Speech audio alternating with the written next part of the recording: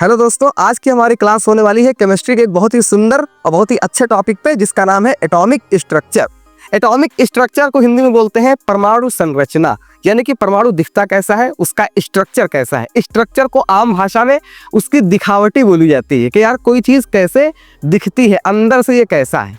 तो इसकी खोज, सबसे पहले इसके इतिहास के बारे में जान लेते हैं कि इसकी खोज कैसे हुई। तो इसकी खोज जैसा कि यहाँ पे लिखा हुआ है कि 400 BC, मतलब 400 BC का मतलब 420 बिल्कुल नहीं है ये साइंटिस्ट। 400 BC का मतलब है कि बिफोर क्राइस्ट, यानी कि ईसा मसीह के 400 साल पहले। तो BC का मतलब होता है ईसा मसीह के 400 साल पहले, और AD और EE का मतलब होता है ईसा मसीह के बाद। तो हम लोग जो अब जी रहे हैं वो ईसवी में जी रहे हैं।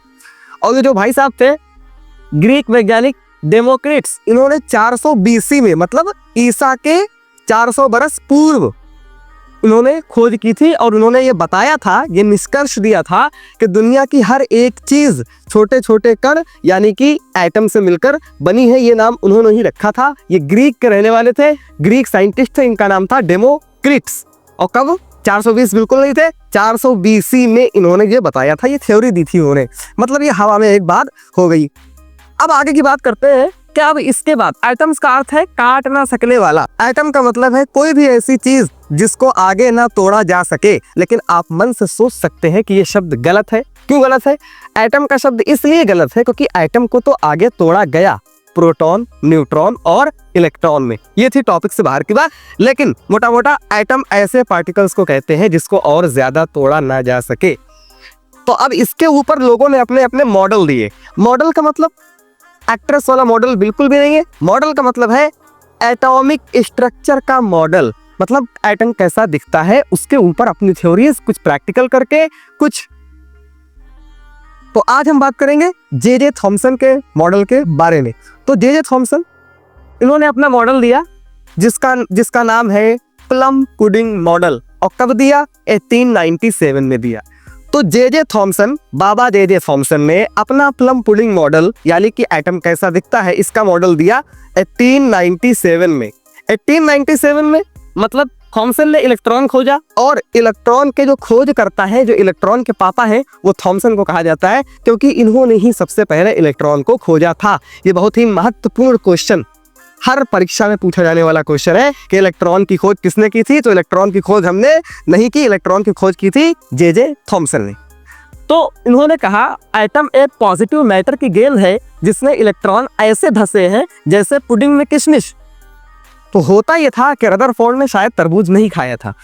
आप इसको तरबूज से समझ सकते हैं कि तरबूज का जो लाल वाला हिस्सा है वो है पॉजिटिव चार्ज, और जो उसमें इलेक्ट्रॉन धंसे हुए हैं, यानी कि जो उसमें बीज धंसे हुए होते हैं, उनको इन्होंने नाम दिया इलेक्ट्रॉन। तो आप इनके मॉडल को, इनके वहां कोई सेलिब्रेशन होता होगा जिसमें किशमिश और पुडिंग कुछ ऐसा होता होगा सिस्टम, तो उसमें किशमिश भी गड़े होते होंगे। तो उन्होंने कहा कि यार जो किशमिश गड़े हैं ये मान लो आप नेगेटिव चार्ज है, यानी कि इलेक्ट्रॉन है। तो आप इसको तरबूज की भाषा में समझ सकते हैं कि मान लीजिए एक बड़ा सा तरबूज है, तो उसमें से ज्यादातर भाग है वो लाल है, बाकी उसके बीज हैं। तो जो लाल वाला भाग है उसको बोला इन्होंने पॉजिटिव चार्ज, और जो बीज होते हैं उनको इन्होंने इलेक्ट्रॉन नाम दिया और कहा कि ये नेगेटिव चार्ज है। ये थे बाबा जे थॉमसन की थ्योरी। लेकिन ये बेचारे दिक्कत में पड़ गए। दिक्कत में ये पड़ गए कि ये डिफेक्ट हो गई थ्योरी। क्यों डिफेक्ट हो गई?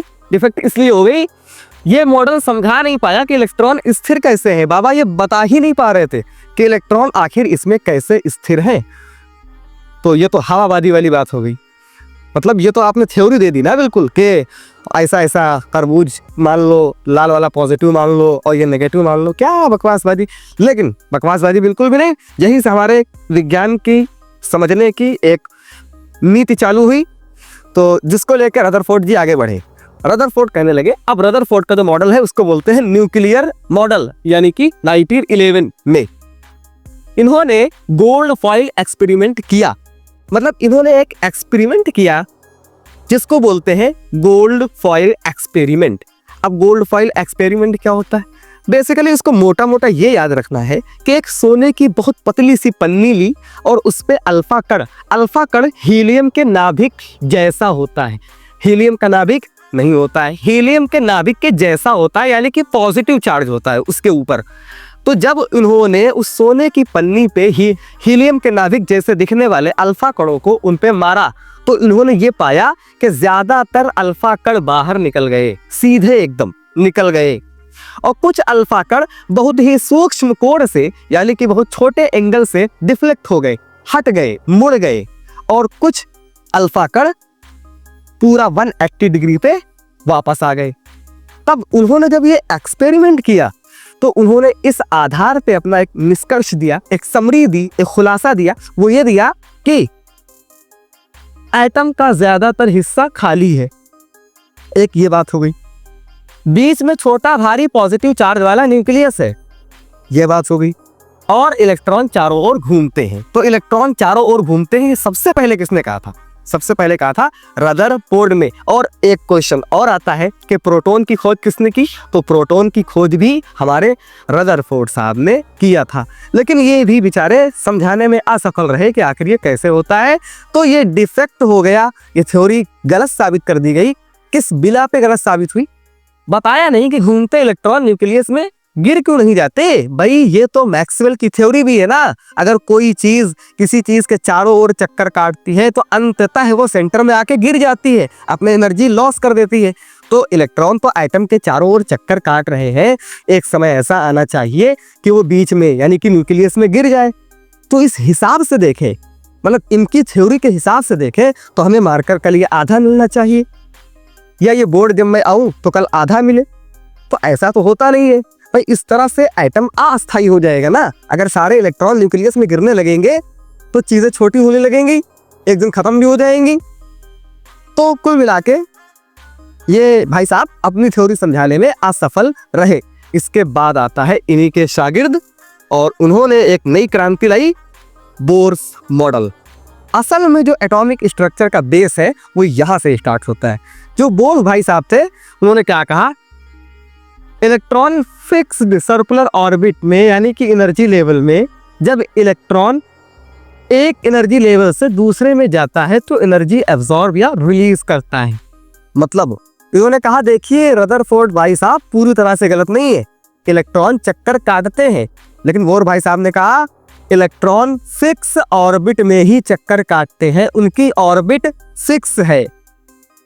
ये बोर भाई साहब का कहना था। और उन्होंने ऑर्बिट के नाम भी दिए, KLMN, यानी कि जो पहली शेल होती है उसको बोला K, और जो दूसरी होती है उसको बोला L, जो तीसरी होती है उसको M, जो चौथी होती है उसको आप देख सकते हैं N बोला इन्होंने, बोर भाई साहब ने। तो बोर भाई साहब ने मोटा मोटा ये बताया कि भाई रदरफोर्ड भाई साहब पूरी तरह से गलत नहीं है, इलेक्ट्रॉन चक्कर काटते हैं लेकिन एक फिक्स ऑर्बिट में चक्कर काटते हैं। और जब एक इलेक्ट्रॉन एक जगह से दूसरी ऑर्बिट में जाता है, दूसरे एनर्जी लेवल पे जाता है, इनको एनर्जी लेवल भी बोलते हैं, तो दूसरे एनर्जी लेवल पे जब जाता है तो अपनी एनर्जी या तो रिलीज करता है या तो एब्जॉर्ब करता है।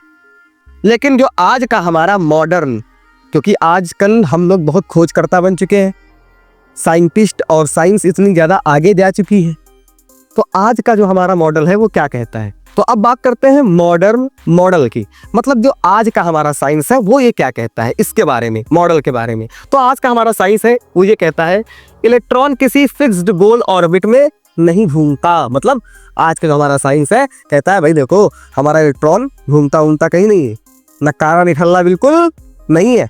तो मतलब इलेक्ट्रॉन किसी फिक्स्ड गोल ऑर्बिट में नहीं घूमता। हम इलेक्ट्रॉन की एग्जैक्ट पोजीशन नहीं बता सकते, मतलब हमको ये पता ही नहीं है इलेक्ट्रॉन कहाँ पे है, हम एग्जैक्ट पोजीशन नहीं बता सकते। बस इतना बता सकते हैं कि इलेक्ट्रॉन एटम के आसपास यानी कि न्यूक्लियस के आसपास का ऐसा एरिया, ऐसा रीजन है जिसमें घूमता है, जिसे बोलते हैं ऑर्बिटल, वहां इलेक्ट्रॉन के पाने की संभावना, प्रोबेबिलिटी ज्यादा होती है। लेकिन एग्जैक्ट कहां पे है ये बताया नहीं जा सकता। कौन कहता है ऐसा? ऐसा मैं बिल्कुल नहीं कहता, ऐसा कहता है आज का हमारा मॉडर्न मॉडल। और कुछ ऑर्बिटल्स के नाम भी मैं आपको बता दूं, जैसे कि S P D F। S मतलब इसमें मैक्सिमम 2 ही इलेक्ट्रॉन भरे जा सकते हैं, इसमें मैक्सिमम 6 इलेक्ट्रॉन, इसमें 8 और इसमें 14 इलेक्ट्रॉन भरे जा सकते हैं। तो ये थे हमारे कुछ एटॉमिक मॉडल्स और उम्मीद करता हूँ कि आपने सारे मॉडल्स अच्छे से समझे होंगे।